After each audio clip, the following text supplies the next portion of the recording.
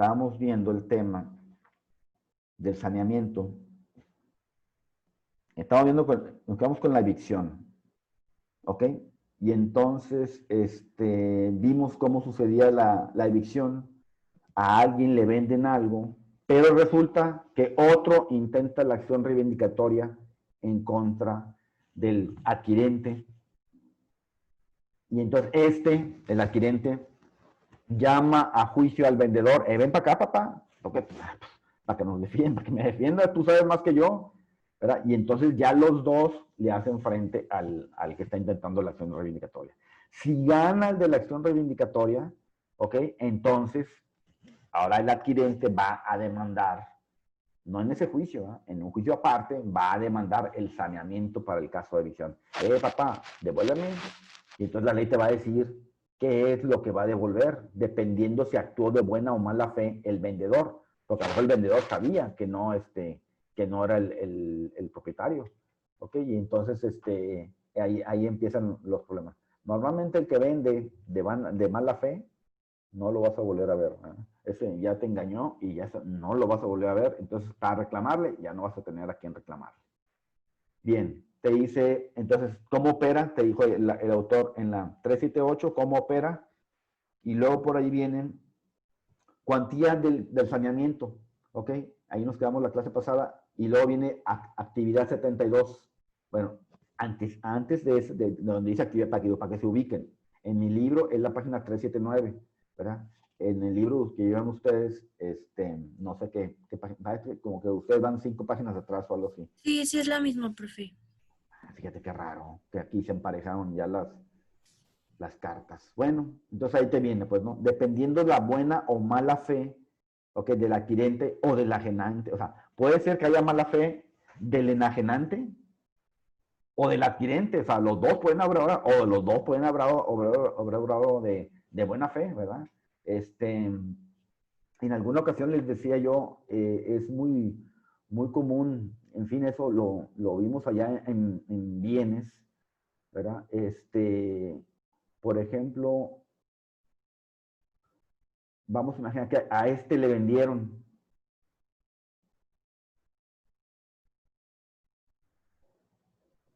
Le vendió otro vato, ¿no?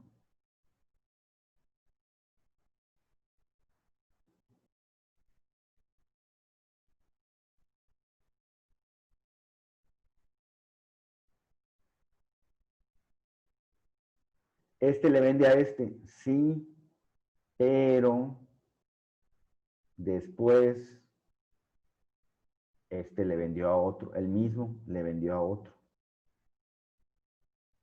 Entonces ahí es donde empiezan las broncas, ¿verdad? Los dos se creen con justo título, ¿verdad? Los dos, oye, no, es que a mí me vendió fulanito, ¿verdad? Entonces los dos se creen con justo título, ¿verdad? Los dos están convencidos de que son dueños. ¿Por qué? Porque me vendió fulanito. En este caso, ¿quién resolverá, quién será el dueño? O sea, ¿quién le va a dar la razón al juez? ¿Al 1 o al 2? El primero, ¿no? Al primero, ¿verdad? Porque el primero en tiempo, primero en derecho. Ya cuando vendió al 2, ¿verdad? Ya no era dueño. Vendedor ya no era dueño. El dueño ya era 1. ¿Verdad? Pero tiene que tener otro requisito, ¿verdad? Que la venta tenga fecha cierta. Ya habíamos dicho por ahí, cuando hay 3 formas de saber cuándo un documento tiene fecha cierta. ¿Cuáles son? Con escritura pública. Ajá. Lo que se haga ante notario. Ante el juez. Ante un archivo público, dice. Público. ¿Y la otra? O sea, para tener certeza de que efectivamente esta operación fue antes que esta, uno es quién la hizo primero ante notario. ¿Por qué? Porque el notario te va a dar certeza, ¿verdad? Bien, Dos, dijimos, si lo inscribió en archivo público, por ejemplo, que fue a pedir un permiso para poner un puesto de tacos ahí, bueno, ya en ese archivo ya estaba la compraventa. A lo mejor no estaba inscrita, a lo mejor no estaba hecha ante notario, pero ya la compraventa ya estaba en un archivo público desde tal fecha. Entonces quiere decir que le vendieron primero antes que el otro. ¿Y la otra cuál es? ¿La tercera? Dijo que si una de las partes había fallecido y se podría Sí, comprobar. así es. Una de las partes falleció. Entonces aquí seguramente, ¿verdad? Este le vende a los dos y este, ¿verdad? El 2, bueno, el uno intenta, ¿qué acción va a intentar para sacar al 2? Sácate, perro. ¿Qué acción va a intentar este? La reivindicatoria. Va a intentar la reivindicatoria, ¿verdad? Este contra este. ¿Verdad? Entonces, en principio, va a intentar la acción reivindicatoria. El 2 le va a decir a este, vente para acá, papá. ¿Para qué? Pues para que nos defendamos juntos. Y entonces el 2, vamos a ver, ya, si es vencido el 2, bueno, el 2 le va a cobrar el saneamiento, ¿verdad? Sufre la evicción, es decir, sufre la pérdida del derecho que tenía, entre comillas, que tenía, ¿verdad? Realmente no tenía nada, ¿verdad? ¿Por qué? Porque esta operación en principio es inexistente, ¿verdad? No hay consentimiento. Entonces, pierde el derecho, ¿verdad? Pues no tenía ningún derecho, es inexistente. Y bueno, entonces pierde y tiene derecho a reclamarle a este. No, pues ya se desapareció, seguramente. Ya cuando, ojalá tenga más bienes y demás y le pueda cobrar y demás, pero si no, ¿sabes qué? Pues esto va a caminar.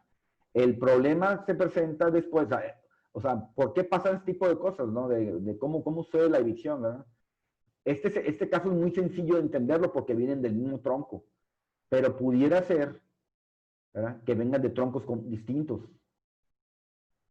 Y entonces ahí es donde está más problemada la cosa, ¿no? O sea, todos creen,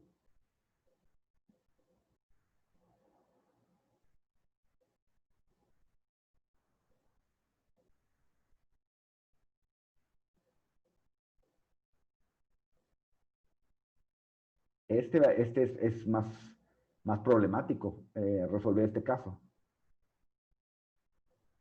¿verdad? Estos fueron vendiendo, sí, nomás que no traen el mismo tronco. Sin embargo, todos se creen dueños. ¿Ok? Entonces, este caso va a estar más difícil, ¿verdad? ¿Por qué? Vamos a imaginar que digo, yo sé que son temas de derecho de allá de bienes, ¿verdad? Pero nomás para que entiendan cómo tiene lugar la evicción, pues, ¿no? Le vendieron en 1900, perdón, en el 2006 o qué sé yo, ¿verdad? Ya le vendieron en el 2000, o en el 2011, vamos a ponerle. Entonces la ley te dice que entre y los dos tienen justo título, ¿ok? O sea, los dos piensan que tienen un justo título, ¿no? Entonces, la ley dice que va a ganar el más antiguo. ¿Quién es el más antiguo de los dos? ¿El del 2006 o el 2011? 2006. Pues en principio sí es, ¿verdad? Vamos a imaginar que no sé, 2006, compró en 1990, y luego compró en 1950, y luego en el año 1940. ¿Verdad? Y igual, ¿no? Fue en el 2011, sí, pero fue, no sé, en el año,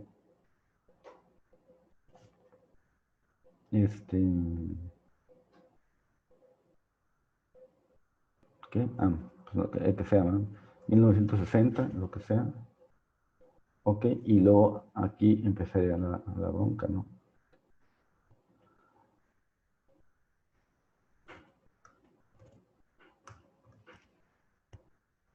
Ok. Entonces la ley te dice que va a ser propietario el que tenga el título más antiguo.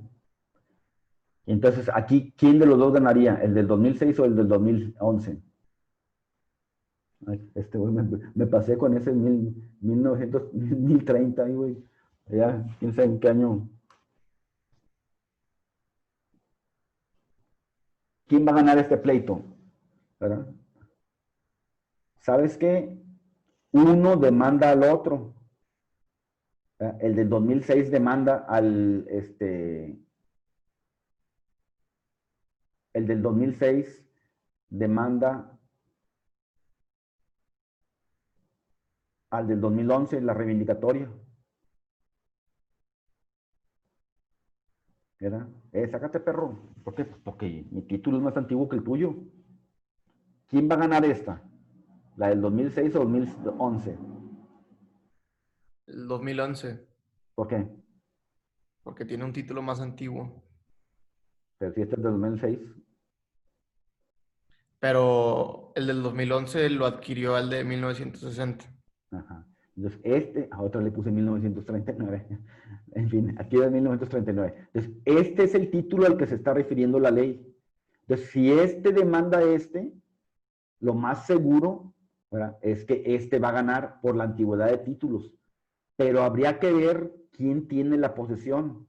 ¿Ok? Entonces, aguanta, que por antigüedad de títulos, este va a ganar, sí. Este es el dueño, él tiene el título. Sí, pero a lo mejor se resuelve por prescripción, no por quién tiene el título más antiguo. O sea, si bien es cierto que este tiene más derecho, o sea, el del 2011, tiene más derecho, ¿verdad?, que el otro, porque es más antiguo su título, puede ser que el tema se resuelva por prescripción. O sea, si bien es cierto que tú eres el dueño, lo cierto es que yo he venido, 2006 por ejemplo, yo he venido poseyendo por más tiempo que tú.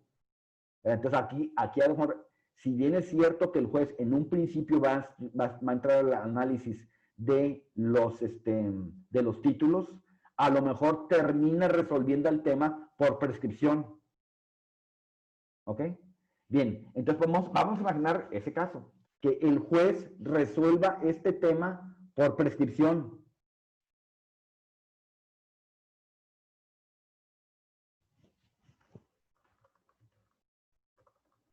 No lo resolvió por el tema más antiguo, sino porque el que tiene más tiempo poseyendo. ¿Habría evicción o no habría evicción? Digo, no, vamos a ponernos hay que entretenernos con algo. Pues, ¿habría evicción o no habría evicción en este caso que te estoy comentando?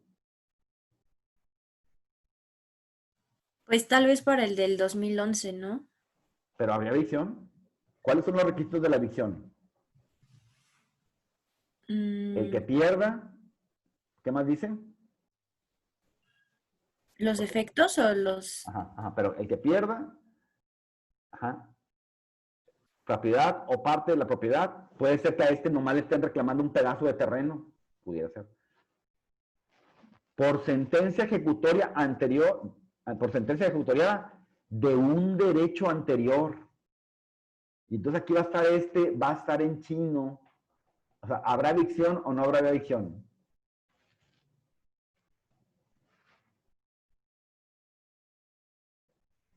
¿Qué No sé, creen? profe, la verdad. O sea, ¿o por qué hago la pregunta? Estoy inmenso. Nomás pregunto por preguntar. O sea, ¿cuál es la duda? ¿Por qué creo yo que hay duda de saber si hay evicción o no? ¿Por qué? Pues aquí dice, quién sabe qué. Porque la ley te dijo por un derecho anterior. Y si este pierde, no está perdiendo por un derecho anterior, está perdiendo por prescripción. ¿Sí, chico?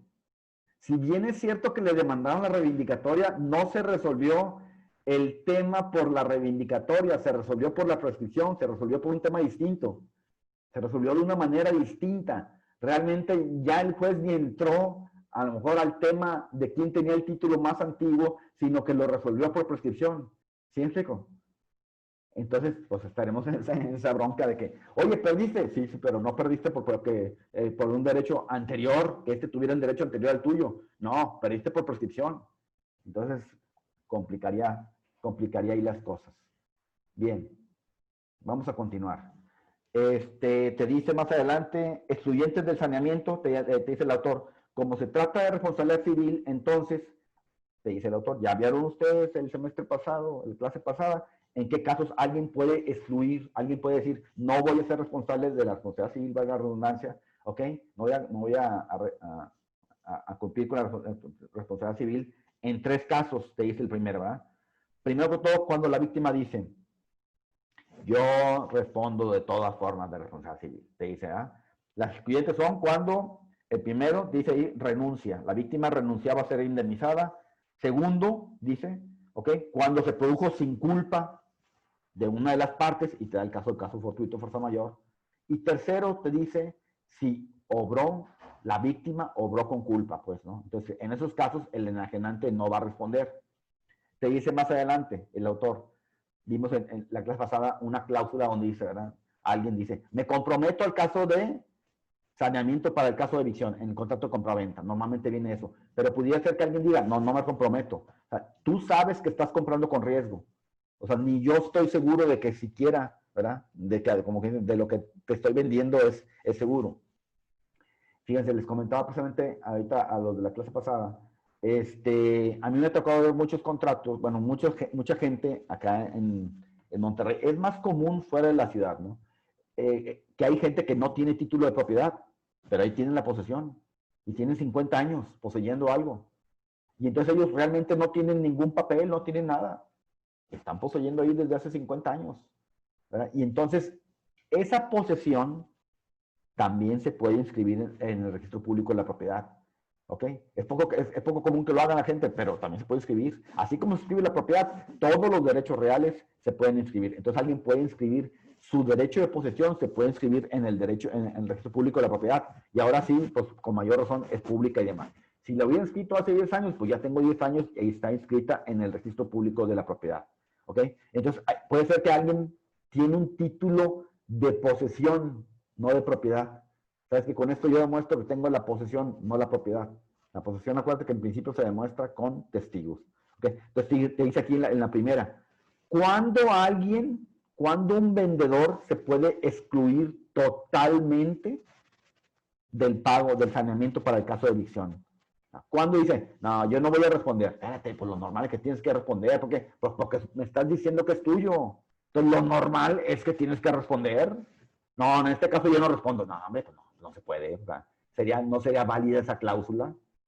¿Verdad? Que no te estés responsable. Te vendo, pero pues, a tu riesgo. Espérate, ¿cómo vas a dar a tu riesgo? Entonces dice el autor, ¿verdad? ¿Cuándo valdría una cláusula así? Donde el vendedor diga, no soy responsable. Entonces te dice ahí, en la 380, te dice el primer caso. Si el adquirente renunció a ser indemnizado, ¿ok? Dice, la exclusión total del saneamiento solo es posible cuando la renuncia se vierte en términos que denoten que el adquirente lo hizo con conocimiento de los riesgos de evicción y sometiéndose a sus consecuencias. Ese es el único caso en donde el enajenante pudiera excluir totalmente su responsabilidad. Es el único, te dice, ¿ok? Cuando el adquirente sabe que está comprando con riesgo, ¿ok? Hay mucha gente que compra con riesgo. Mucha gente, ¿ok? No, okay, porque ven oportunidad. Entonces, a lo mejor el título con el que le están vendiendo es como que medio dudoso, ¿no? Y entonces, pero aún así, compran con riesgo. Y sabes que, mira, yo lo que quiero es entrar, vamos a decir, con un título, a lo mejor dudoso, pero lo que quiero es entrar a poseer. Y si mientras el título es medio dudoso, pues yo estoy poseyendo de buena fe, y en 5 años me convierto en dueño, ¿verdad? Promuevo el juicio correspondiente, ¿verdad? Y si en 5 años no viene nadie a molestarme, pues ya la hice. Entonces sé que estoy comprando con riesgo, yo sé. ¿Verdad? Al rato el autor te va a decir precisamente qué pasa con el que compra en un remate, ¿verdad? Pero bueno, entonces ahí te dice el autor ese, para que un vendedor, un enajenante, diga, no responde de la evicción, espérate, tiene que ser este caso, donde el otro, el que está comprando, sabe que está comprando con riesgo. Sí, sé, es dudoso, ¿verdad? Imagínate que alguien, como en este caso, por ejemplo, alguien está intentando la acción reivindicatoria en contra de otro, ¿ok? Y ese que demandó la reivindicatoria, o el otro, ¿verdad? Que también se cree dueño, o sea, ese vende el terreno. ¿Sabes qué? Necesito lana ahorita. Yo sé que el terreno vale tanto, bueno, pues lo vendo pues más barato. Y entonces lo vende, pues, ¿no? Y entonces el comprador sabe, oye, esto está en juicio. No sabemos quién va a ganar. ¿Verdad? Pues en principio, pues a lo mejor uno ofreció pruebas, dependiendo de qué etapa del juicio vayan, ¿verdad? Pero puede ser que el acreedor ya sabe, oye, estoy comprando un bien que está sujeto a un juicio. O sea, ya sé que está en problemado. De antemano yo ya sé, ¿verdad? Que a lo mejor pierde. el actor? Bueno, voy a comprar ese bien que está así, emproblemado, que está en un juicio, que está intentando una acción reivindicatoria, o que le intentaron una acción reivindicatoria en contra del otro, ¿ok? Así lo voy a comprar. Con ese riesgo lo voy a comprar. Ese sería uno de los casos, ¿verdad? Bueno, te estoy vendiendo, pero tú sabes que estamos en juicio. Y ya.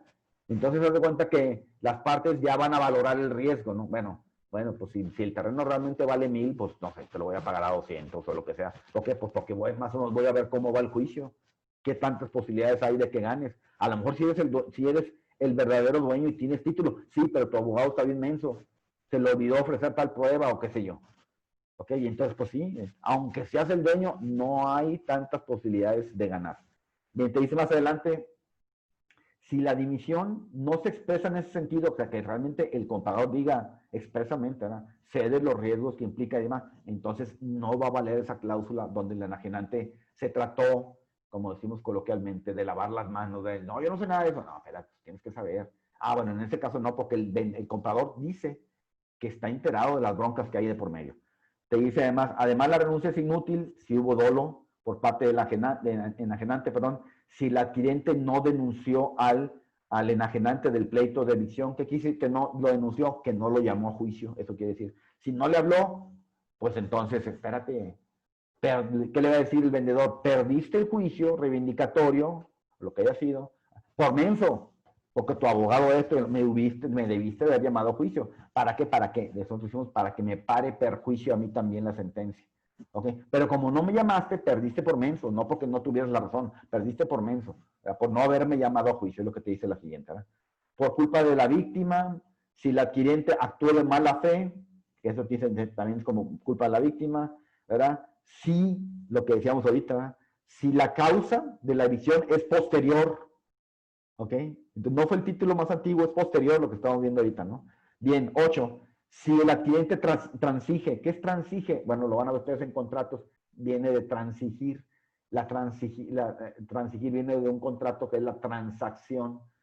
La transacción no tiene nada que ver con la tranza, ¿verdad? La transacción es llegar a un arreglo, ¿ok? Ni tú ni yo. O sea, ¿sabes qué? Los dos podemos, quien quite y pues cualquiera de los dos puede perder. Entonces, en un juicio, normalmente, pues es una moneda al aire. No sabes cómo te va a resolver el juez. Entonces, una moneda al aire y ¿sabes qué? Ni tú ni yo. ¿Qué te parece? Sí, mitad y mitad. Bueno, entonces en este caso, que transigió, que llegó a un arreglo, realmente si perdió la mitad, la perdió, pero no por sentencia definitiva. La perdió porque llegó a un acuerdo. Ok, dijo, ¿sabes qué? De lo perdido, lo encontrado, pues me quedo con la mitad. Sí, nomás que no le vas a poder reclamar al enajenante, ¿verdad?, que perdiste la mitad. No. ¿Por qué? Pues porque no la perdiste por sentencia, sino por una transacción. Más adelante, sí. En lo que se refiere a que la renuncia es inútil, es decir, que no da lugar a que se renuncie a la evicción, pero tampoco a que se lleve a cabo la evicción. Así es, ajá. Aquí, honestamente, a mí me quedó bien, o sea, como que la reacción aquí de lo que dice el autor, como que no me queda claro, ¿no? Que dice que la renuncia sea inútil, ¿verdad?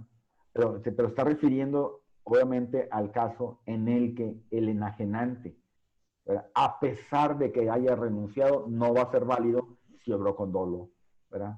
Y demás. Ok. Bien, fíjate el siguiente, te dice, el que compra en un remate. Toda la gente quiere comprar en un remate. ¿Por qué? Bueno, no toda la gente, ¿verdad? Hay gente que se especializa nomás en eso. Hay muchos abogados que se olvidaron de la carrera de Derecho y van a un remate a comprar. Ya, le entendieron a los juicios donde hay remates y entonces quieren ir a comprar remate. ¿Por qué? Porque en el remate primero empieza el remate en el valor que hayan fijado los peritos. Y a veces los peritos fijaron un valor más bajo del debido, ¿no? Pues la casa vale 20 millones, pero los peritos dijeron que vale 15. Y luego, dependiendo de las leyes de cada estado, ¿verdad?, pero te puede decir que empieza en las 2/3 partes del valor. O sea, la que fijaron en 15 va a empezar en 10 millones. Entonces, realmente la casa lo que se está vendiendo está a 10, o sea, está a la mitad del valor. ¿Ok? Entonces, mucha gente piensa que es buena oportunidad comprar en un remate. ¿Por qué? Pues porque de por sí los peritos pudieran haber hecho un avalúo bajo y luego todavía la ley te dice que va a bajar 2/3 partes más y si no se venden a esa moneda, le van a bajar el 10% más y entonces puede ser una oportunidad de comprar un remate. El problema del remate es que tienes que estudiar bien el juicio, que el juicio esté bien llevado. ¿Verdad? Vamos a imaginar, muy común, ¿no? No sé, el juicio se llevó en rebeldía, no contestó el demandado. Ya vamos a rematar. Cuidado. ¿Por qué? Por algo no contestó. Es bien raro que un demandado no conteste. Es bien raro. Porque aquí quiere decir que es muy probable que el emplazamiento esté mal hecho. Y al rato va a venir, ¿verdad? El verdadero, el demandado, y te va a anular todo el juicio porque no fue llamado debidamente a juicio. Entonces hay que tener mucho cuidado que efectivamente esté bien llevado el juicio, que no haya habido ninguna violación de algún derecho durante el juicio, porque si no te lo van a anular todo. Y lo peor es, que es lo que te va a decir el autor, ¿verdad? Bueno, alguien compra en remate un bien que no es del deudor. Al deudor le vale. Si embargaron un bien que no es de él y lo van a rematar, al deudor le vale. Remátalo, porque pues no es mío, pues me vale, ¿verdad? Y allá andan todo el mundo en mitoteros haciendo el remate, ¿no? O sea, el deudor le vale, véndelo, pues es mío, no pierdo nada. Al contrario, si con eso van a tener saldada mi deuda, mejor para mí, deudor, ¿verdad? ¿Por qué? Pues vendieron algo que no es mío, a todo dar. Entonces, ¿qué va a pasar con el que compró en un remate? Al rato va a venir el verdadero dueño a intentarle la acción que corresponda, ¿verdad? Y, espérate, loco, ¿por qué tienes eso? No, pues que fíjate que yo compré un remate, no, es mío, que te engañaron, menso. Y va a empezar la bronca, ¿verdad? Y ahí la bronca es, ¿a quién va a demandar? El que compró en un remate un bien que no era del deudor. Se equivocaron, por decir algo, ¿no? Imagínate, porque me han tocado casos de homónimos, ¿verdad? Hay personas que se llaman igual. No me acuerdo cuál es el nombre más común en México. De las últimas elecciones que hubo, me parece que el nombre más común en México es Juan Hernández Hernández. Me parece que es el nombre más común en todo México. Y entonces, imagínate, pues embargaron un bien de otro Juan Hernández. No de Juan Hernández el deudor, ¿verdad? Pues el otro, pues me vale, pues, no es mío, remátalo, ¿verdad? Y entonces pues lo rematan, paga el postor, paga por ese bien, y entonces con el dinero le pagan al acreedor, y ya, le pagan al acreedor, y si sobra ahí le dan para sus chicles al supuesto dueño, ¿verdad? Pues sí, pero al rato viene el verdadero dueño, y entonces demanda al comprador en un remate. Y entonces, ¿qué va a tener que hacer? Como decir, devolver la copa, vomitar el dinero, como decimos coloquialmente. Fíjate, me ha tocado ver, ¿no? Varias veces en remates. Por ejemplo, a lo mejor el precio está ya muy justo de la casa o lo que estén vendiendo, ya está muy justo. Entonces, por ejemplo, hay dos postores. Entonces, para que no esté uno, no sé, diciendo ahí, X, ¿no?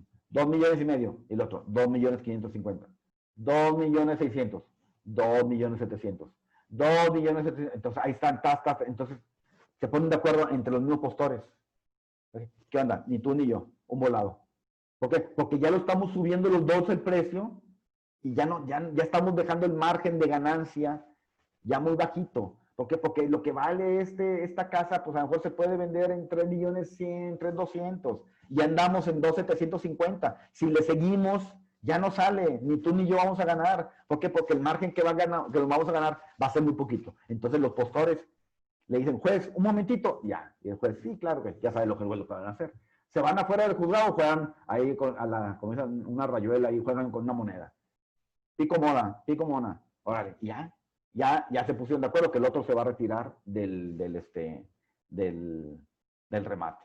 Okay, y ya, el otro ganó. Y no tienen ningún problema. Ahora ya entre ellos ya saben, como en eso andan, todo el día tienen 5 o 6 remates. Entonces, bueno, pues ahorita te gané en el volado, pero en el siguiente, en el remate que va a haber más tarde en otro juzgado, pues a lo mejor yo te gano y ahí va, ¿no? Entonces, bueno, pero aquí el tema que está interesante es, bueno, ¿y ese que compró sufre la evicción? ¿Y a quién va a demandar o qué?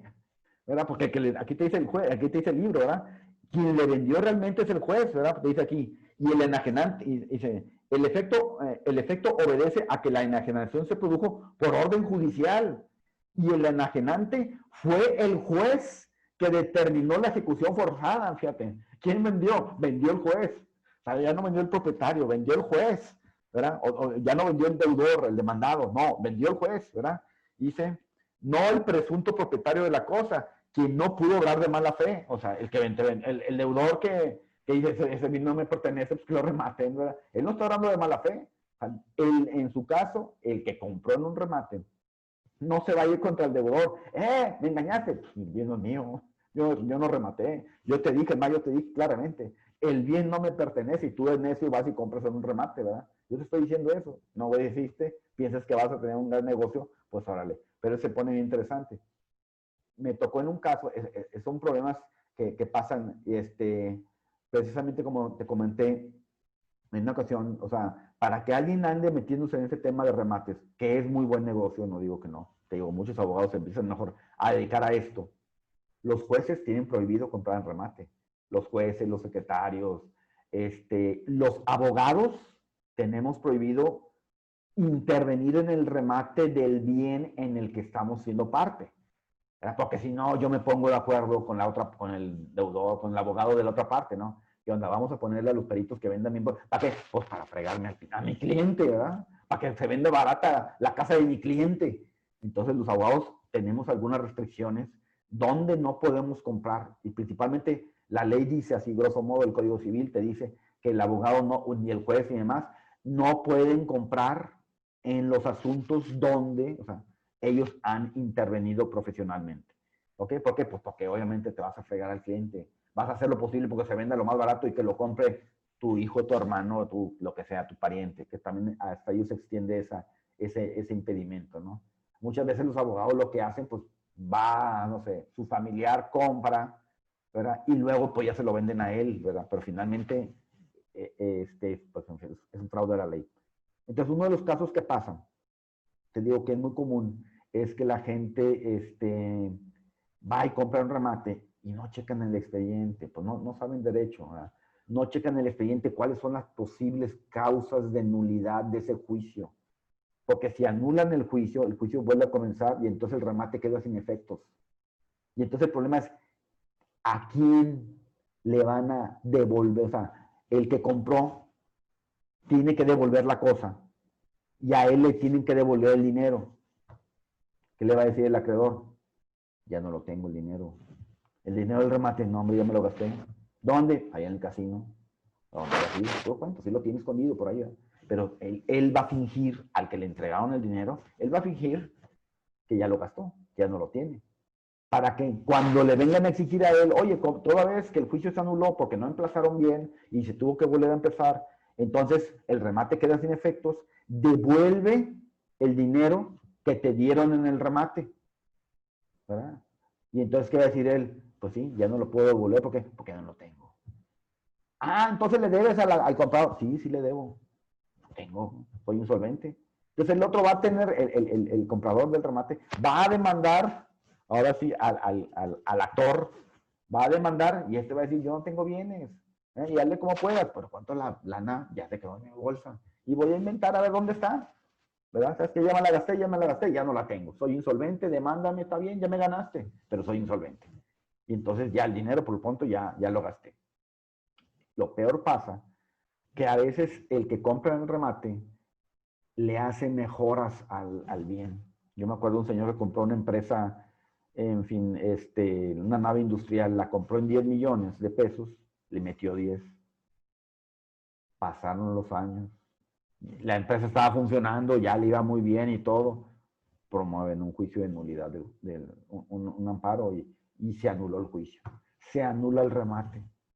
Y entonces empieza la bronca, ¿verdad? Pues es que no, que ya es una empresa que ya está funcionando ya todo. Él le inyectó 10 millones de pesos.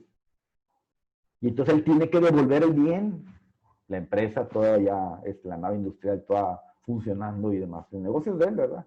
Pero tiene que devolver la nave industrial con todas las, en fin, los beneficios que le había hecho. Le mandó a hacer un camino, le mandó que pasaran por ahí las vías férreas, que lo que tú quieras, ¿no? Entonces le había metido mucha lana y tenía que devolver el bien. Y ahí empieza entonces el problema. Ese que compró en el remate, ¿verdad? Pues va a perder todo eso. Entonces, por eso tienes que estudiar muy bien el caso. Bien, más adelante dice evicción parcial. Bueno, el que sufre evicción parcial, te dice ahí el autor, tiene dos alternativas. Primero es, acuérdate que es saneamiento, viene de sanar, ¿verdad? Que pagues daños y perjuicios.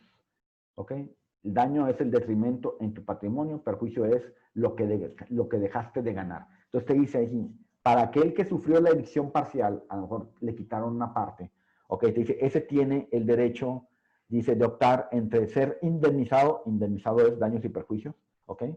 Y conservar la cosa, ¿sabes qué? Pues indemnízame, ¿ok? Págame lo que perdí, ¿ok? Y los perjuicios, ¿ok? En su caso, ¿verdad? O de rescindir la operación, ¿ok? Tiene cualquiera de las dos alternativas. Y luego vi más adelante el caso, te dice aquí, en la 381, cuando se venden cosas alzadamente o en globo, ¿no te acuerdas? Por ejemplo, es muy común que un banco tiene cartera, me parece que dice cartera viva y cartera vencida. ¿Ok? Entonces la cartera vencida se va a vender. Imagínate ahorita que acaban de anunciar que quebró un banco, Banco FAMSA, Banco Ahorro FAMSA. ¿Verdad? Bueno, pues había mucha gente que había depositado en el banco y entonces el banco les debe a esos inversionistas, ¿verdad? A esos ahorradores. Pero a su vez al banco le debían dinero. Entonces toda esa cartera que tiene el banco a su favor, igual se va a vender, ¿verdad? ¿Y quién la va a pagar en este momento? Porque en el momento, vamos a decir, ahorita el banco está intervenido. Digo lo que dice el periódico, no llevo el caso, pues, ¿no? Aunque algo sé. Digo lo que dice el periódico, pues, ¿no? Y entonces el banco tiene un crédito.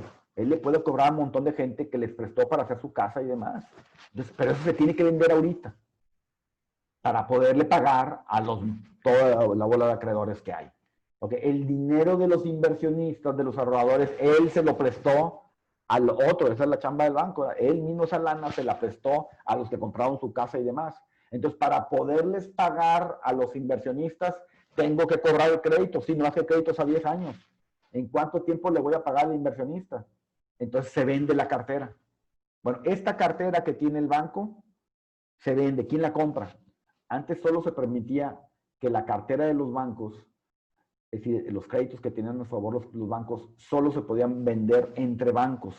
Y luego la ley cambió y ahora se la pueden vender también a un particular. Entonces el particular va a decir, el comprador va a decir, a ver, ¿cómo está la cosa? Mira, a este realmente le presté 1 millón, pero ya en 10 años se van a convertir en 3. Se lo voy a convertir, me va a pagar 2 millones de intereses, por decir algo. Entonces realmente la ganancia son 2 millones, pero no se las puedo cobrar ahorita, ¿verdad? ¿Por qué? Porque todavía no vence la deuda, vence en 10 años, él me va a ir pagando poco a poco. Y bueno, pues entonces van a hacer un análisis y van a ver en cuál es el precio que debieran pagarle al banco. Entonces te pagaron tú diste el millón, ¿y cuánto te han pagado ese millón? Este es un negocio en el que te vas a ganar 2 millones, sí. Bueno, pero ¿cuánto te han pagado hasta el día de hoy? ¿Verdad? ¿Cuánto resta por pagar? Y van a analizar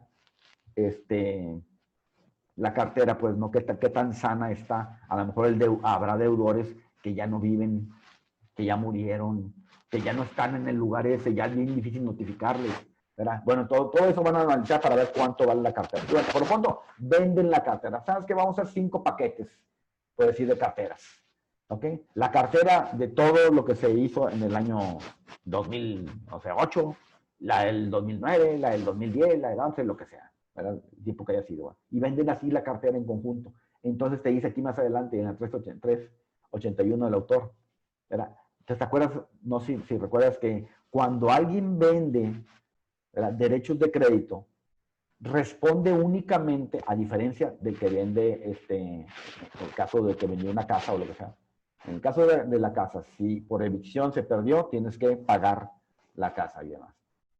En el caso de los créditos, si vendieron créditos, como es la cartera de un banco, ¿okay?, únicamente se responsabiliza el banco, porque esa cartera se le pusieron, se la pasan a otro. A lo mejor nomás pudo cobrar a algunos y a su vez ese le vende la cartera a otro, pero obviamente más barata. Y ahí va pasándose la cartera de uno a otro, a otro, a otro, a otro. Y allá va el quinto comprador. Entonces la ley te dice, en este caso en particular, de que se venden así cosas alzadamente o en globo. O sea, te vendo estos 100 créditos. ¿En cuánto? En 50 millones de pesos, por decir algo, un número, lo sea. ¿Ok? Estos te dice el autor, ¿cuáles son estos que vendes alzadamente en globo? Es como aquellos, no sé, han visto un programa donde la gente va y compra en bodegas que hay en Estados Unidos, esas bodeguitas,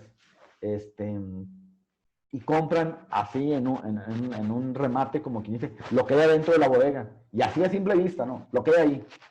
Entonces, todo lo estás comprando sin ponerle un precio específico a lo que hay.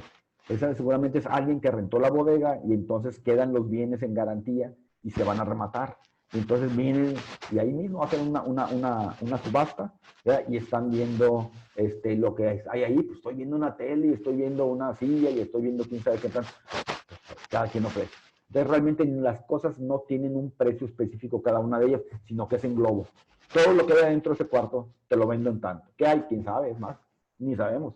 Todo lo que hay, por ejemplo, alguien que tenga vehículos que se están deshuesando, decimos, ¿verdad? Un yonque, te vendo estos 1000 carros que tengo ahí. ¿Verdad? ¿En cuánto? Pues en tanto. Y ya, pues a lo mejor dicen sí, a lo mejor dicen que no. ¿Verdad? Pero no le pusieron un precio específico a cada cosa. Bueno, la ley te dice que para el caso de la venta de algo que se vende alzadamente o en globo, únicamente responde el vendedor o el cedente, ¿verdad? Únicamente responde si más de la mitad, o sea, 50 más 1, no es realmente mío. ¿Ok? Pero si te pasé una cartera y el 30% no me correspondía a mí, ¿ok? Le pertenecía a otro realmente, pero te la vendí porque yo tengo el papel o lo que sea, entonces yo no respondo de la evicción. O sea, es una diferencia de la evicción. Cuando vendes algo que es específico, a diferencia de algo que que se vende así alzadamente o en globo. Viene más adelante, dice el autor, puede ser que algo tenga un gravamen y no lo sabía el comprador, ¿verdad? O puede ser una carga o una servidumbre, igual te dice ahí que si no lo sabía el adquirente, tiene la oportunidad de elegir entre la indemnización o la rescisión del contrato. Saneamiento por vicios ocultos. Esto es muy interesante, ¿verdad? Venden algo y no te dicen que tiene una falla. Entonces el problema es qué tan grave es la falla, ¿verdad? Te dice allí el autor, tiene defectos no detectables, y entonces te dice el autor, ¿verdad? Más adelante te dicen que la cosa puede ser que no se puede usar o bien que su uso está disminuido. O sea, sí se puede usar, pero no en la forma en que me prometiste. O sea, el vicio puede cambiar. Yo me acuerdo, tuve un caso en el que una empresa compró un aparato que se dedicaba, vamos a decir, a grabar tubos metálicos. Entonces, en el tubo, alguien hace tubos metálicos y necesita que en el tubo vaya la leyenda tal, la marca de los tubos o tal capacidad, pero va grabado. ¿Ok? No le puedes poner una calcomanía, pues se va a caer con el paso del tiempo, ¿no? Entonces habrá muchas cosas que tienen que ser necesariamente grabadas. ¿Para qué? Pues para que no se pierdan nunca con el paso del tiempo, pues, ¿no? Bueno, entonces compró a otro, le compra un aparato que sirve para grabar tubos, ¿ok? Y entonces el problema era que no tenía la capacidad, la velocidad, ¿verdad? Suficiente que a él le habían prometido. Y bueno, el vendedor era un simple intermediario, ¿sabes qué? Dijo, aquí hago negocio. Llega fulanito, ¿quieres una máquina de tubos? El otro la busca, la encuentra en algún lugar del mundo, Italia, ¿verdad? Se la trae y la revende, sin saber realmente si el aparato tenía o no tenía esa capacidad. Es que necesito que sean tantos tubos por minuto, segundo, lo que sea. Lo que tiene que grabar la máquina. Y si no es, no me sirve. Y empezó el pleito entre ellos. ¿Por qué? Porque el vendedor, el intermediario, realmente no sabía, cuando lo vendió, no sabía si tenía esa capacidad. No venía en las especificaciones. Pero el momento que el otro lo compra y lo empieza a usar, se da cuenta que, ¿sabes qué? Eso no me sirve. ¿Por qué? Porque no tiene la velocidad que yo necesito. Entonces, estaríamos en este caso, se disminuye el uso, pero el otro, como te dice aquí más adelante, pero puede ser, dice, o se disminuya en el artículo 2142, o se disminuyan de tal modo este uso que al haberlo conocido el adquirente no hubiera hecho la adquisición o habría dado menos por la cosa.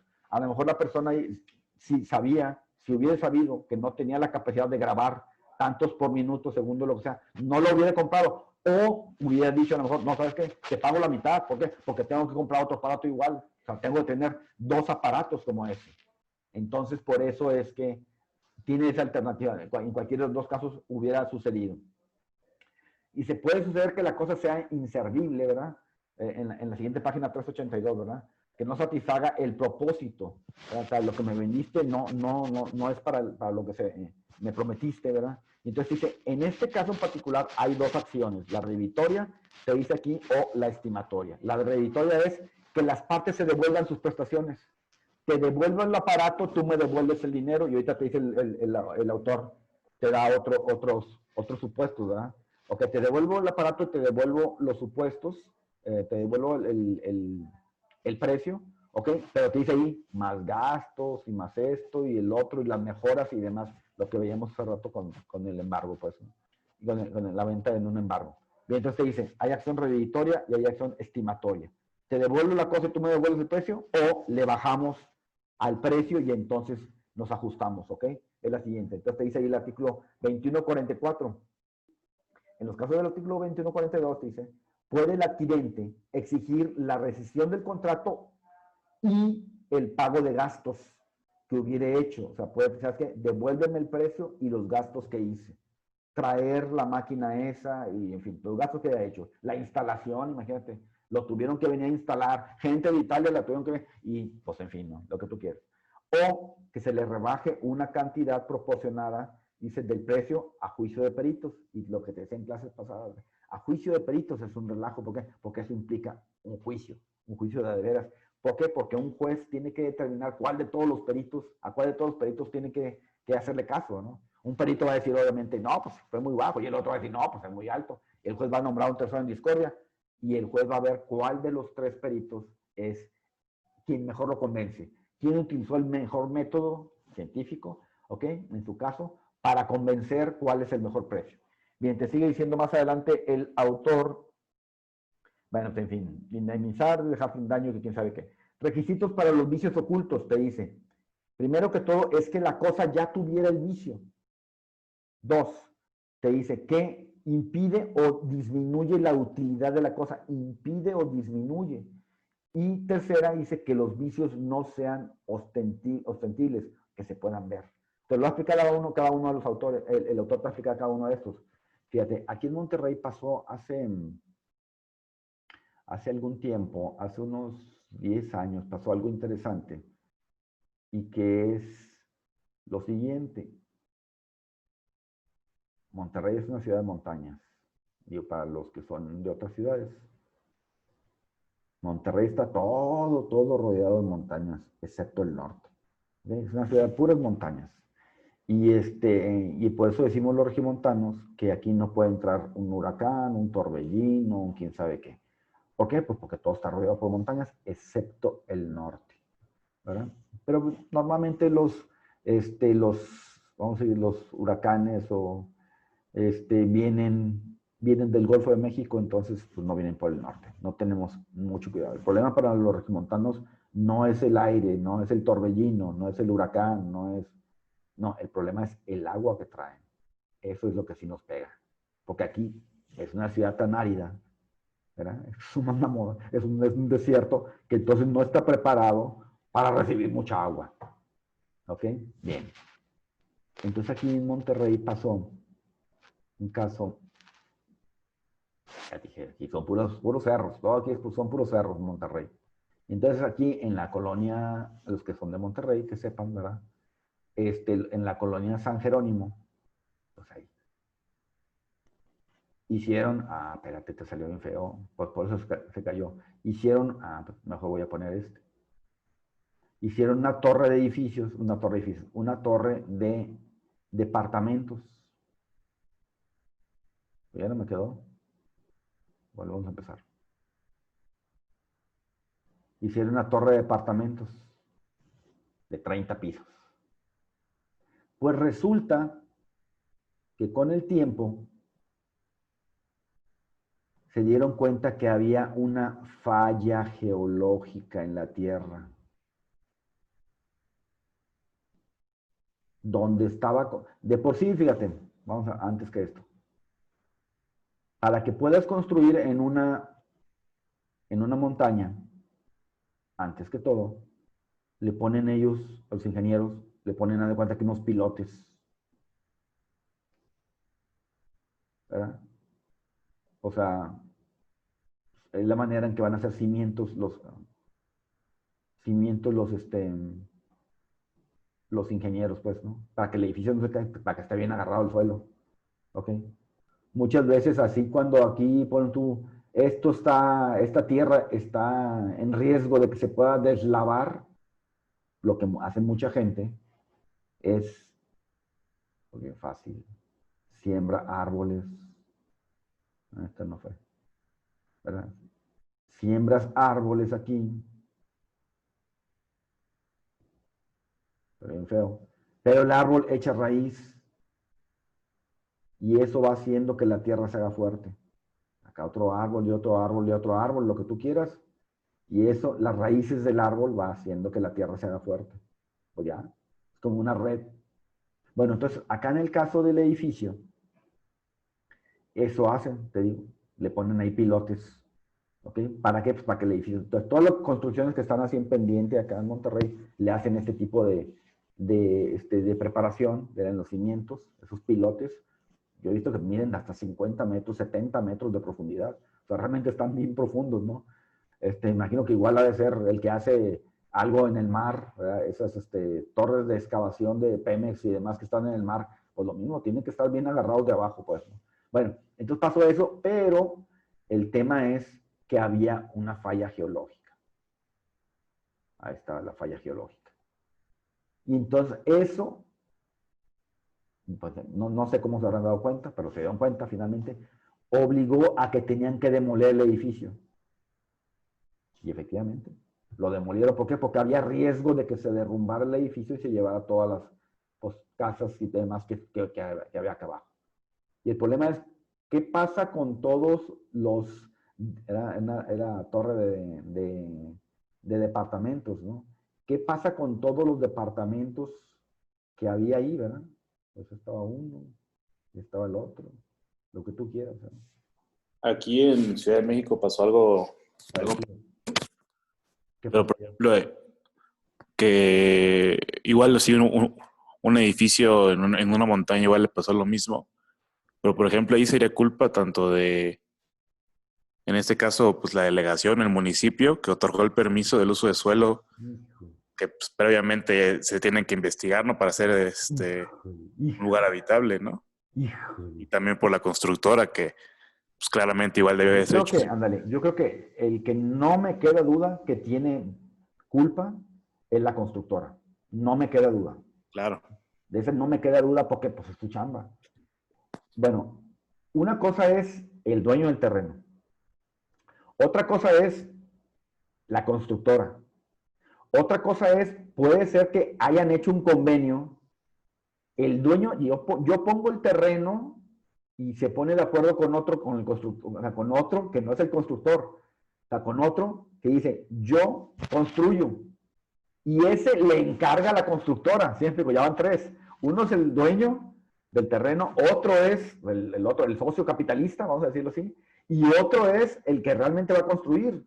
El socio capitalista contrata a uno, ¿verdad?, que va a construir a la empresa tal, que finalmente es la que tiene que saber todo, ¿no? Pero en día de mientras se van los tres como responsables. Entonces mucha gente lo que hace maliciosamente es crea una persona moral exclusivamente para, o sea, el objetivo es hacer este edificio. ¿Para qué? Para que cumplido el objetivo, la persona moral ya la extinguen. Y el día de mañana que se venga, pues esto sucedió muchos años después de que el edificio estaba construido, ¿verdad? Muchos, me refiero 20 años, no sé cuánto. ¿Ok? Bien, entonces, si los dueños de los departamentos quieren demandar por vicios ocultos, ¿ok? El problema es, ¿a quién demandan? ¿Verdad? ¿Por qué? Porque la persona moral que se constituyó, el mismo dueño del terreno lo cedió a la sociedad que hizo el edificio, ¿verdad? Y el inversionista su dinero lo cedió a la sociedad y todo el mundo cedió a la sociedad y la sociedad ya no existe. Ya después de 20 años ya no existe. Entonces, ¿a quién demandan estos? Ahí no acaba la bronca, ¿verdad? Bueno, tú muchos de estos que compraron el departamento lo sacaron a crédito. Y entonces, el problema ahí es que el crédito pues lo otorga el banco, lo otorga quien haya sido, ¿verdad? Entonces el problema ahí se va a venir con que está el departamento, lo compró alguien, ya está como acreedor el banco. ¿Verdad? Acá hay un acreedor. Es el banco. ¿Con qué garantía se queda el banco? Este compró y dice, ¿sabes que no tengo dinero para el departamento? No lo puedo pagar completo. El banco sale, pues yo te presto. Yo te presto, ¿cuánto cuesta? Pues que 5 millones, ok, pon 1 y yo te presto 4. Ok, ya puso 1, debe 4 al banco. ¿Con qué garantía se queda el banco si van a demoler el edificio? Pues con nada, se acabó la garantía. La deuda sigue existiendo, sí, pero la garantía es lo más importante. O sea, el banco decía, si en caso de que no me pagues, pues bueno, inicia el juicio y demás, y finalmente se va a rematar el departamento, ¿verdad? Y ya, de ahí me cobro. ¿Ok? Bueno, pero el problema es ese, ¿verdad? Que ahora el banco se queda sin garantía. Entonces, le sigue debiendo, pero ya no tiene garantía. Entonces, ¿qué? Pues se llevaron al baile también al banco de pasadita. Entonces, ¿todo qué? Pues por una falla geológica. Bueno, te sigue diciendo entonces el autor. Es muy común eso, pues, ¿no? Profe, ¿y dicho, cómo sí, se resolvió el caso? ¿Qué pues pasó? demolieron, honestamente ya no lo supe. Pero bueno, pues demolieron la torre. Y entonces empieza el problema. A lo mejor los dueños de los departamentos, pues van a ser, en parte van a ser dueños pues, de un cachito de tierra, ¿verdad? A lo mejor les queda uno por uno a cada uno. Sí, nomás que la demolición costó. La demolición la tuvo que hacer el Estado. O sea, porque los dueños de los departamentos no tenían dinero para la demolición. Era una demolición, vamos, es muy precisa, pues porque si lo que se cae se va hasta, pues como estás en pendiente, se va hasta abajo, ¿verdad? Y entonces tiene que ser prácticamente una demolición a mano, ¿verdad? Tiene que ser una demolición muy, muy lenta, que no la puede hacer una máquina, no puede llegar la mugre esa que tumba, como vemos en las caricaturas, ¿no? Que llega una bola ahí que tumba, pues porque todo se va hasta abajo. Y entonces había, en fin, mucho riesgo. Entonces digo, finalmente los dueños de los departamentos les quedaría un pedacito de tierra, sí, pero le debían al Estado, o le debían al municipio, que no haya sido el que tuvo que demoler todo. Y entonces ahora hasta le deben ellos, le deben al banco y ahora le deben al municipio la demolición. Y entonces, bueno, el problema es ese, ¿verdad? El vicio oculto. ¿Sabían o no sabían? Realmente ellos no sabían. Y lo peor es, por eso, el deudor ya no existe, es una persona moral. ¿Verdad? Es una persona moral que dejó de existir. O sea, maliciosamente la gente hace así, o sea, crea una persona moral para hacer un fraccionamiento, para hacer un edificio, ¿para qué? Pues para poderlo extinguir en un futuro. ¿Verdad? Ya lo extinguen, ya no existe la persona jurídica que vendió, y entonces, ¿a quién demandas? ¿Verdad? Bien, entonces fíjate, entonces te dicen, los efectos o vicios deben existir en el momento de la transmisión. ¿Verdad? Se presupone que ya afectaban ya la cosa. Ahí, por ejemplo, sería cuestión de los peritos que determinen si esa grieta existía o se hizo, ¿verdad? O se hizo después de construido el edificio. A lo mejor, como decía ahorita alguien, ¿verdad? Pues es que la constructora lo había checado. Pues a lo mejor la constructora estaba diciendo, no, cuando yo hice el edificio no estaba la grieta, se hizo después, ¿verdad? Entonces te dice, el primer elemento es ese, ¿verdad? Y ahí empieza, ¿quién tendrá que demostrar en un juicio si existía, o sea, vamos a imaginar que la constructora todavía existe? La constructora tendrá que demostrar que no existía la falla o el dueño del departamento que quiere que le paguen. En su caso también puede exigir el mismo acreedor hipotecario, el banco, ¿eh? También tiene interés en demostrar. O tiene él que demostrar que la falla sí existía. ¿A quién de los dos le corresponde la carga de la prueba? Es el Doctor, ¿no? la parte más importante de un juicio es la carga de la prueba. Hay dos cargas en los juicios, la carga de la afirmación y la carga de la prueba. ¿Qué tienes que decir en un juicio? ¿Qué no debes decir? Pero primero, ¿qué tienes que decir? ¿Te quieres divorciar? ¿Qué tienes que decir? Pues que estás casado. Pues que el demandado es la persona con la que te casaste. Eso es lo que tienes que decir. Si no lo dices, pues no vas a ganar. Esa es la carga de la afirmación. En tal fecha hicimos un contrato. Fijamos que el precio iba a ser tal. Dijimos que iba a ser pagadero en tal fecha. Dijimos y todo eso lo tienes que decir. O sea, esa es la carga de la afirmación. No lo dijiste. No dijiste que el demandado incumplió. Pues te van a declarar improcedente el juicio. Porque no afirmaste que el demandado incumplió. O cómo fue que incumplió. ¿Ok? Esa es la carga de la afirmación. La carga de la prueba. Bueno, ¿a quién de los dos le toca demostrar que había una falla en este caso? Entonces te dice el autor, si los vicios se originaron después de la entrega del adquirente, este no podrá atribuir responsabilidad alguna al trans. La cosa se habría viciado, dice, cuando ya era suya, y como dueño tendría que resentir y soportar la mengua y los daños experimentados de sus cosas, a menos que provinieran de conducta ajena, antijurídica y culpable posterior. Dice el autor, pudiera ser que el vicio fue en la instalación de algo, ¿verdad? Oye, me vendiste un clima y no funciona. No, es que está mal instalado. ¿Sí me explico? O sea, a lo mejor sí es cierto, no funciona correctamente, pero porque está mal instalado. Fue por algo posterior, te está diciendo aquí el autor. Y si los vicios, además, deben ser graves, de tal manera que disminuyan o supriman la utilidad de las cosas. O sea, debe ser realmente algo grave, ¿no? No más. Oye, no, es que fíjate que la ventana no cierra, la puerta quedó chueca, ¿no? No. Debe ser algo realmente grave, ¿no? Y entonces te dice el autor, el ejemplo que te pone aquí es bien interesante, el del refrigerador. A ver, Frida, ¿cuál es el ejemplo que te da el autor del refrigerador? ¿En qué consiste el ejemplo? Frida? Frida. Alejandro Herrera, dime. Perdón, es que se me está cortando mucho el internet y estoy escuchándolo muy trabado. Ah, ok. Fueron las frías de ayer en la noche. No estoy hablando bien por eso. A ver, Alejandro Herrera, dime. ¿Cuál es el ejemplo que te da el autor del refrigerador? Está bien interesante. Alejandro, despierta. A ver, Adrián Marcelo. Ese es el momento crítico de la clase cuando empiezas a hacer preguntas. No, hombre, maestro, usted sigue hablando. Aquí deja yo me duermo. A ver, Adrián. Adrián, o ya se salió de la clase. ¿Sabes cómo se salió? Ahí está, presente todavía. Diego. ¿Qué onda, profe? Pues el ejemplo, lo voy a leer. No, dime, dime en qué consiste el ejemplo. No lo leas. Compras un refrigerador Ajá, que según esto hacía 10 kilogramos de hielo, ajá, pero cada media hora, ajá. pero pues, no ocurre en la práctica, o sea, no produce Así es. para Ajá, lo que lo compraste. ajá.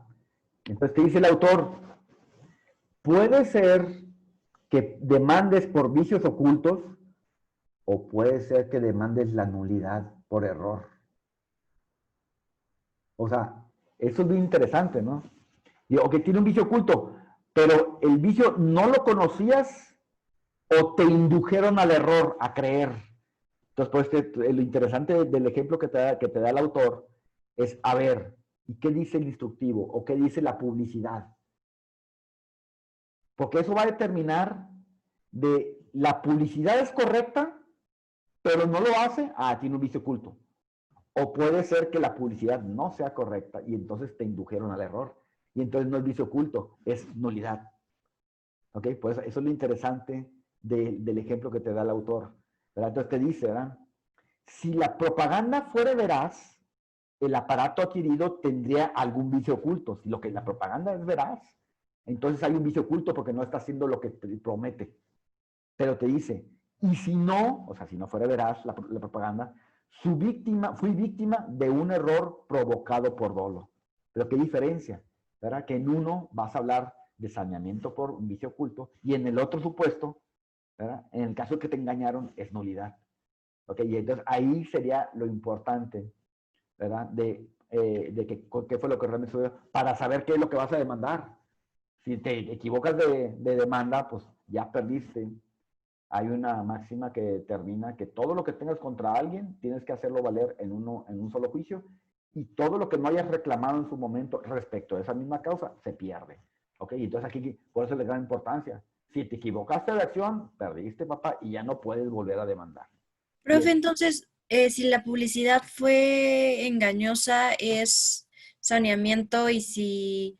No, O sea, ¿cuál es no. la diferencia? Es que me perdí entre la nulidad Así y es, el ajá, saneamiento. así es, ajá. Fíjate, otra vez. Ajá. Dice, si la publicidad es verdadera, quiere decir que el producto está mal. Si aquí, vamos a decir, te está diciendo, esto hace 10 kilos del hielo, tanto, o la lavadora, ¿no? Esta aguanta 15 kilos, y le meto los 15 kilos y no los aguanta la lavadora, lo que sea así. ¿Ok? Imagínate una excavadora o lo que sea, ¿no? Entonces te dice, si la publicidad es correcta, entonces quiere decir que la máquina está mal. Pero en cambio, si la publicidad es engañosa, ¿ok? Quiere decir que, vamos a decir, la publicidad está mal, tiende al dolo, tiende a engañarte, entonces lo que vas a demandar es la nulidad, no el vicio. ¿Ok? O sea, como que, Ok. ¿de qué va a depender? Como que de la buena o mala fe de la publicidad, ¿no? ¿Te acuerdas de aquello? No sé si te acuerdas de lo que era el dolo bueno. El dolo bueno era el dolo del comerciante. El comerciante que te vende la mejor lavadora del mundo. ¿Verdad? El mejor microondas del mundo, qué sé yo. ¿Verdad? Es el dolo bueno. Bueno, ese realmente no te está engañando, ¿verdad? Como que te lo está diciendo, ¿verdad? O sea, no te está engañando. Es el dolo, dicen el dolo bueno, ¿verdad?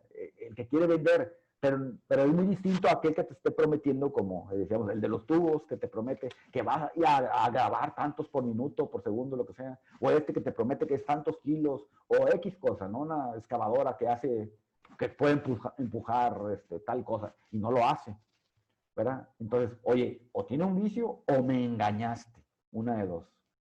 Te sigue diciendo el autor, los vicios no han de ser aparentes. Desde luego, Pero en este caso, o sea, cuando se supone que la publicidad no es engañosa, ¿cómo va a saber el consumidor que, que la publicidad sí estaba bien y los demás, o sea, lo que vende sí es lo que anuncia, si solamente tiene pues uno de esos productos? O sea, entendería que cuando la publicidad está bien significa que el resto de los productos sale sin los defectos sin los vicios que tiene el mío.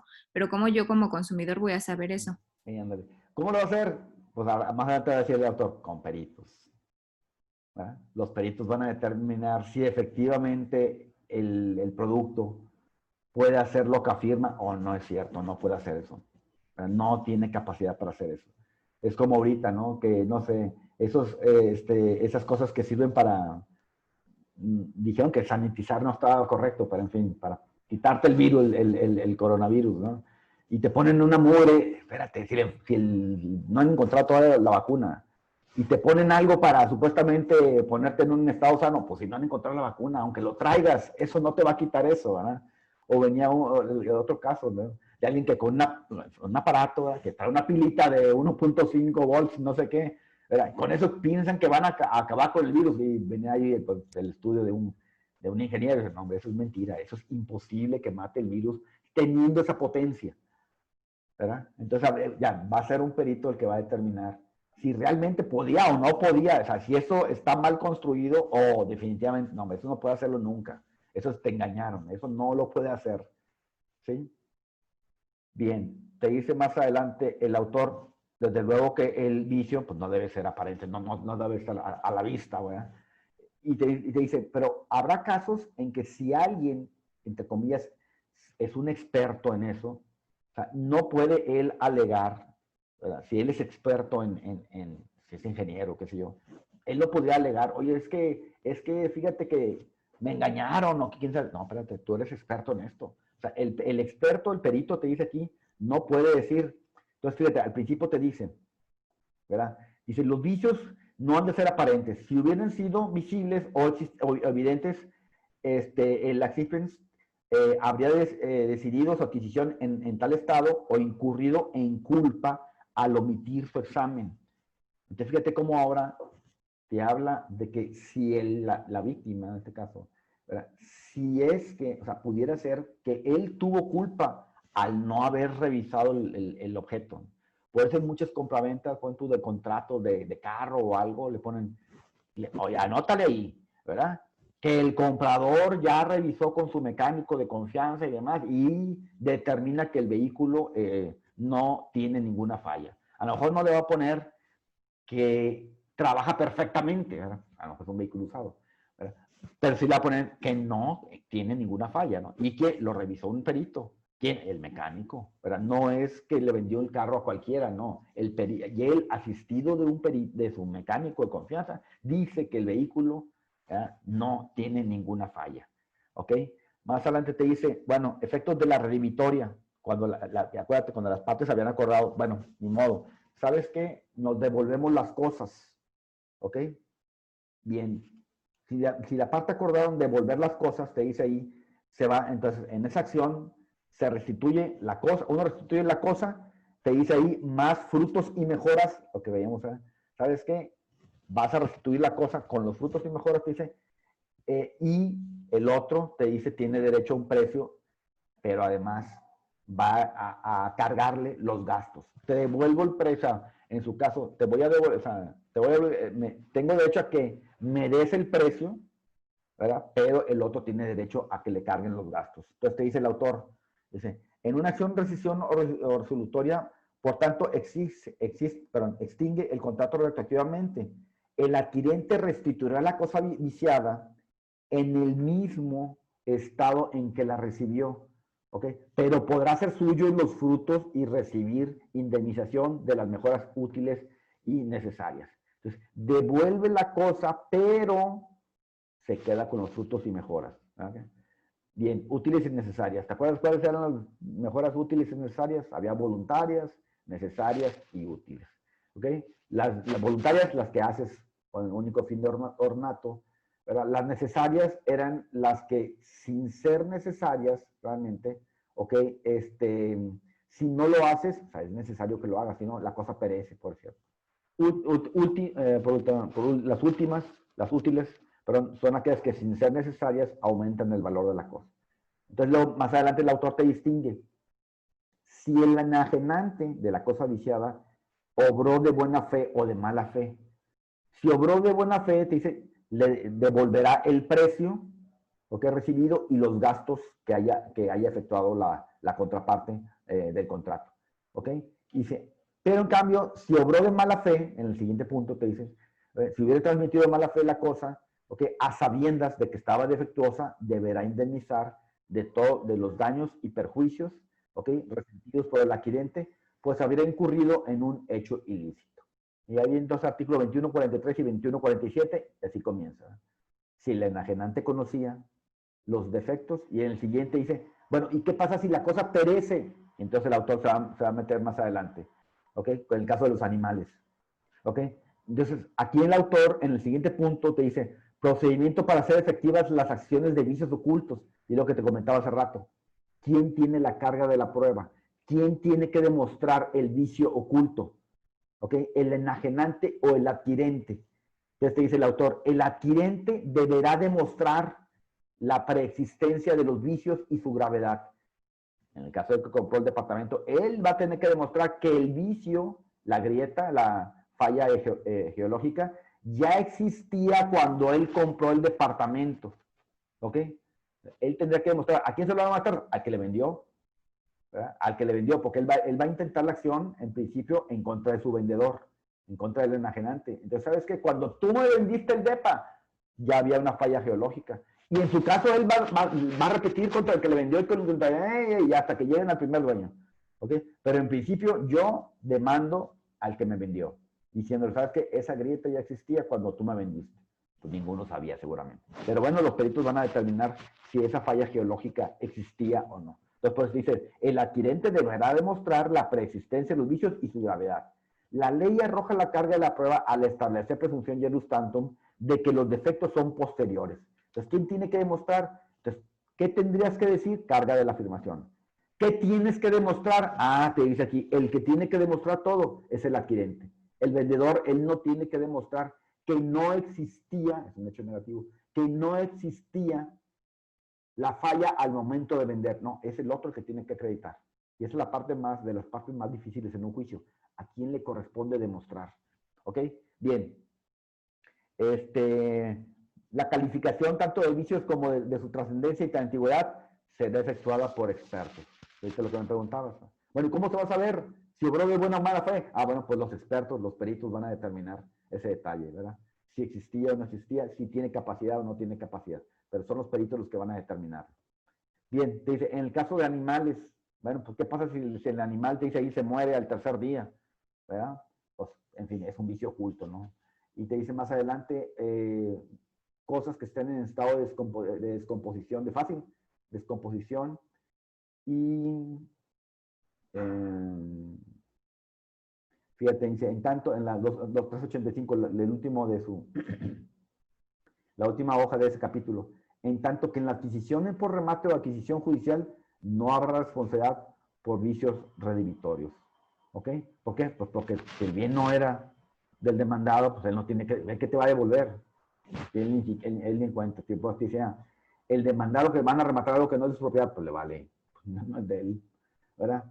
Prescripción que dice las acciones de vicios ocultos prescriben en 6 meses. Entonces, hemos visto, la regla general es de 10 años, ¿ok? Aquí te da una regla, aquí te da una excepción. Esta es de 6 meses. Bien, seguimos al siguiente capítulo, que es la página en mi libro 387, parte 3, la sesión de derechos. Profe, Sí. nada más como duda, o sea, el saneamiento se da por diferentes razones y una de esas razones puede ser la evicción, pero hay diferentes como supuestos en los que aplica el saneamiento, que es lo que trato de escribir. El autor te dijo que eran dos, ¿verdad? La evicción y los vicios ocultos. Ok. O sea, Solo son los esos dos dos. supuestos, así es, son los dos supuestos donde hay que pagar daños y perjuicios.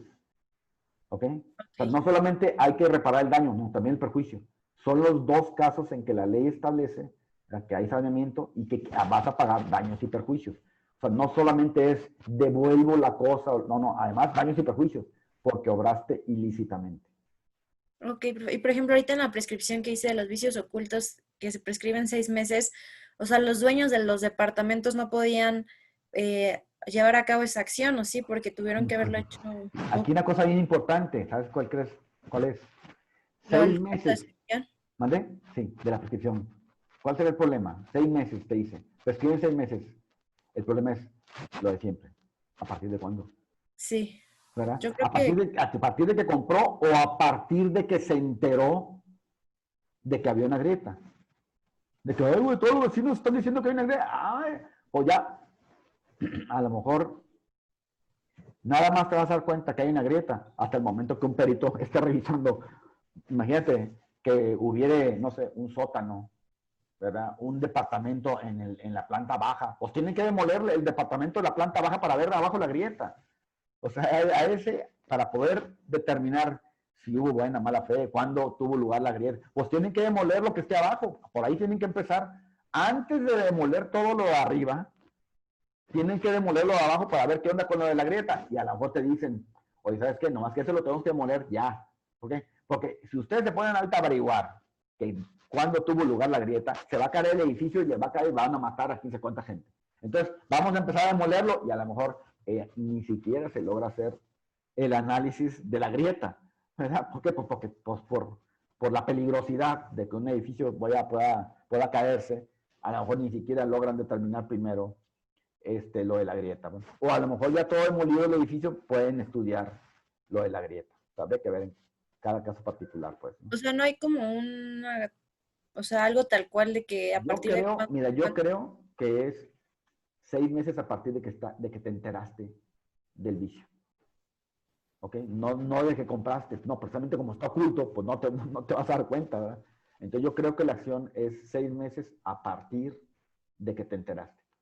Hay otros casos de prescripción donde la ley señala que la prescripción comienza a partir de que te enteras.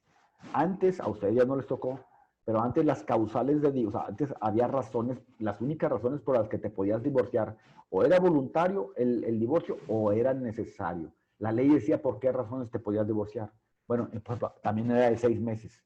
Por ejemplo, decía la ley que el adulterio, los malos tratos, eran causas de divorcio, entonces había que demostrarlas en juicio. Bueno, también te decía lo mismo. La acción de divorcio comienza, tienes 6 meses para intentarla a partir de que tuviste conocimiento. Y entonces pudiera ser, por ejemplo, el clásico caso del abandono. Antes existía el abandono del hogar. O los malos tratos. No, es que como se va dando día a día, los malos tratos, supuestamente, ¿ok? Entonces, todos los días empieza a correr una nueva acción, una nueva acción, una nueva acción de 6 meses, ¿no? Cada día está empezando, porque todos los días está sucediendo los malos tratos o lo que haya sido.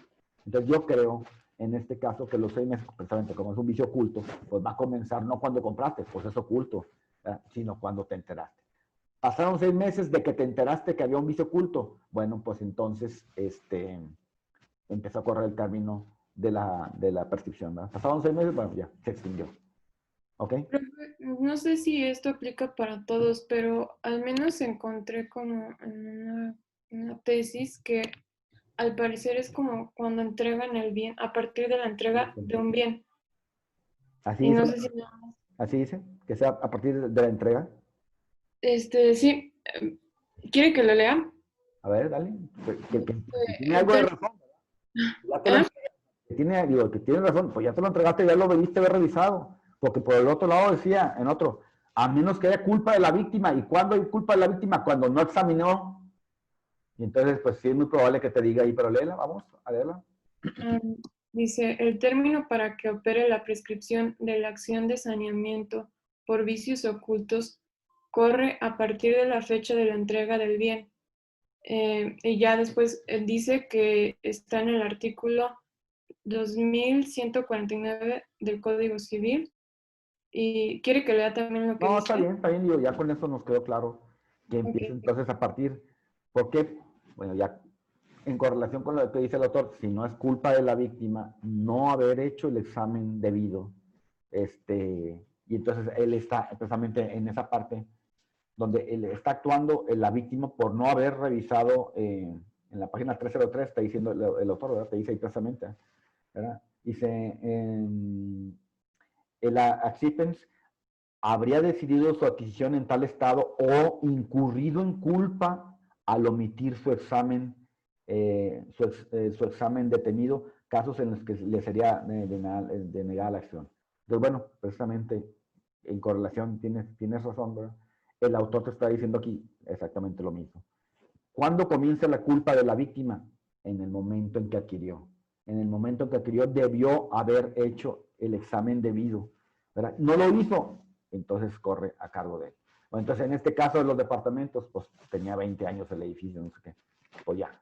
La acción por vicio oculto no la podrían hacer valer porque les entregaron a ellos. A ver, así como vimos hace rato. Pues resulta que el edificio lo hicieron en el año 2000 y en el año 2000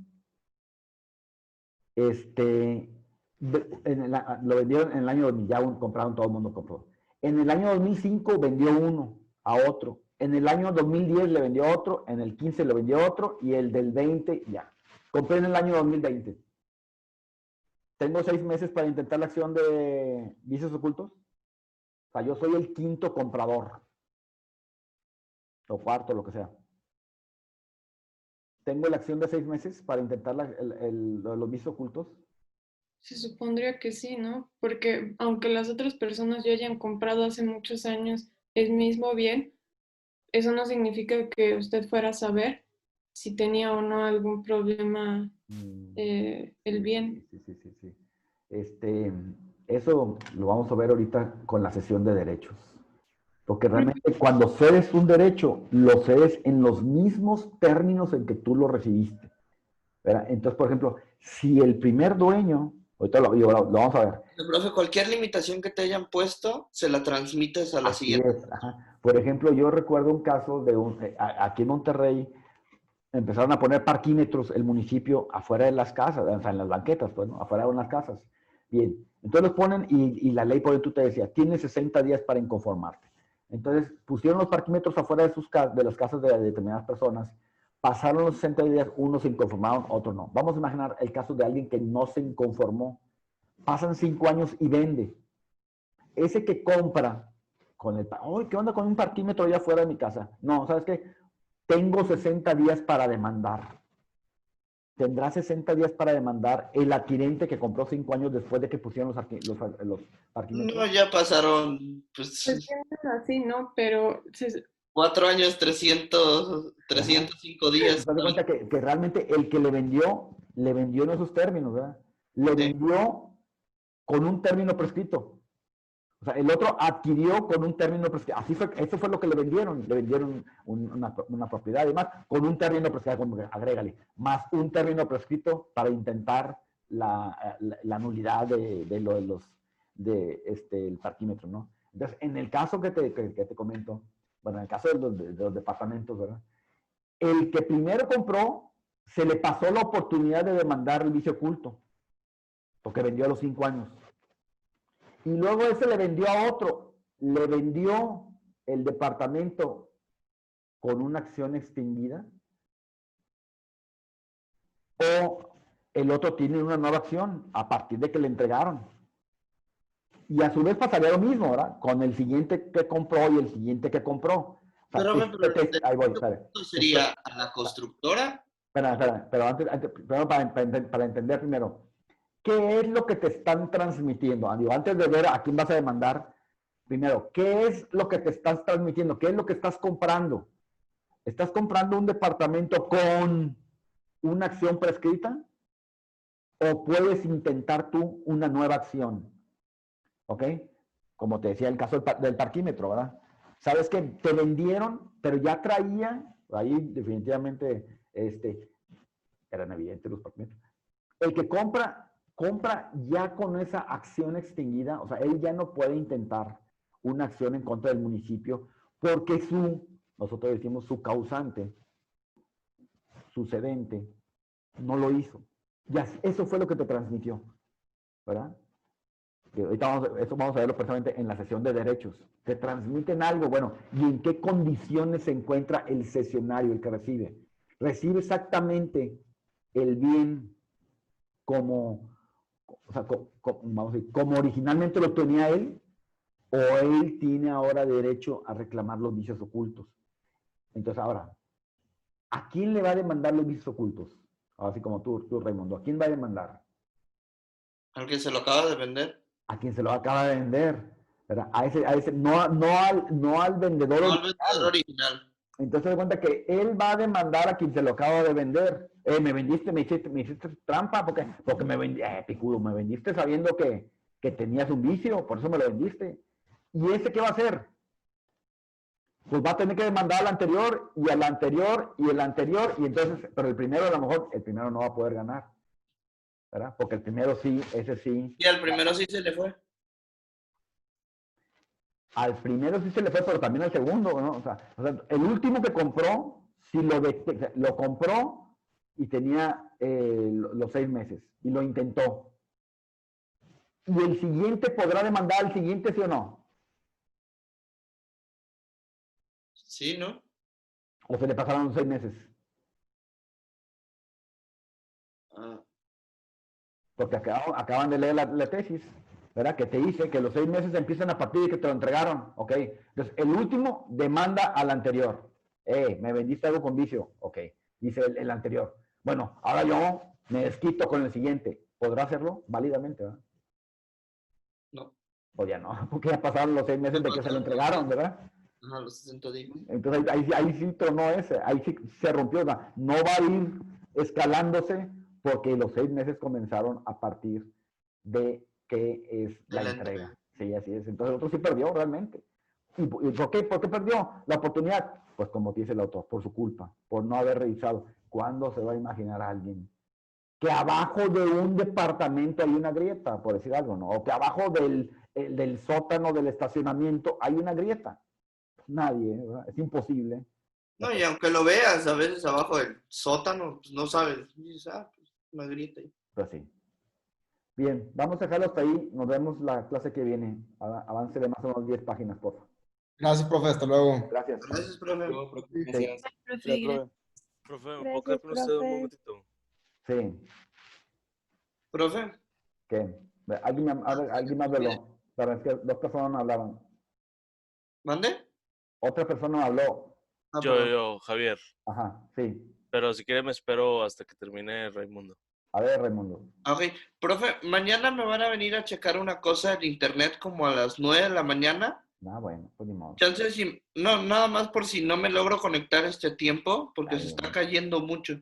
Ok, a lo imposible nadie está obligado. Gracias, profe. Sí, caso Hasta luego. fortuito. Ujú. Sí, fuerza mayor. Sí, Javier. No, la neta no es nada importante, pero Ah, bueno, me metí. ya me estaba me, preocupando yo. me metí a mi tech por lo que dijo el sábado que iba a subir las calificaciones, que al final no las terminé subiendo, pero esa no era mi duda más que nada. Chequé mis asistencias y si tengo la falta. No se acuerda que Ah, yo le sí, comenté que sí. tuve. Sí, qué Bueno, bueno que me recuerdes. Pero ahorita no yo no sé, todos tienen asistencia. Sí. Eso lo voy a poner hasta la calificación final. Pero bueno, qué bueno que me recuerdas. Voy a tratar de quitar las faltas es un relajo, ¿verdad? no, yo sé, pero, o sea, la Pero neta no, no me molesta tenerla en el sistema, sino más que nada en el está bien, promedio, está pues. bien, está bien, está bien. Está bueno. Qué bueno, pero gracias por recordarme, ya se me ha olvidado. No, No no se está bien, preocupe. pero finalmente, en la calificación final lo ajustamos. O sea, si ahorita no se pudo ajustar en el sistema por la razón que sea, es un relajo ajustar. Faltas es un relajo, no sé por qué. Pero bueno, si no se puede, en la final nos arreglamos, man. Ahí arreglamos. Ok, ahí le recuerdo. Sí, sí, ándale. Ok, perfecto. Gracias. Gracias. Sí.